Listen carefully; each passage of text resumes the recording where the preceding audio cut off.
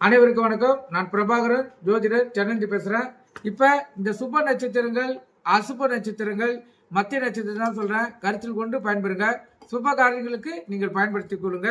இப்ப சுப நட்சத்திரம் எடுத்தீங்கன்னா அஸ்வினி, ரோகிணி, பூசம், அஸ்தம், அனுசம், மூலம், திருவோணம், உத்திராதி மற்றும் ரேவதி ஆகிய நட்சத்திரங்கள் மிக உன்னதமான சுப நட்சத்திரங்கள். கருத்தில் கொண்டு பயன்பெறுங்க.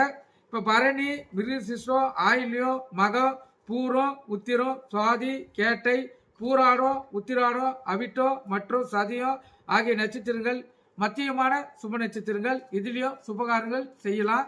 அந்த நட்சத்திரம் கிடைக்கலன்னா இதுல செய்யலாம். கருத்தில் கொள்ளுங்க. கார்த்திகை, திருவாதிரை, புனர்பூசம், சித்திரை, விசாகம் மற்றும் புரட்டாதி ஆகிய நட்சத்திரங்கள் அசுப நட்சத்திரங்கள். எந்த சுபகாரம் இருந்தாலும் இந்த நட்சத்திரத்துல தவிக்கணும். கருத்தில் கொண்டு பயன்பெறுங்க. அது விளங்காது.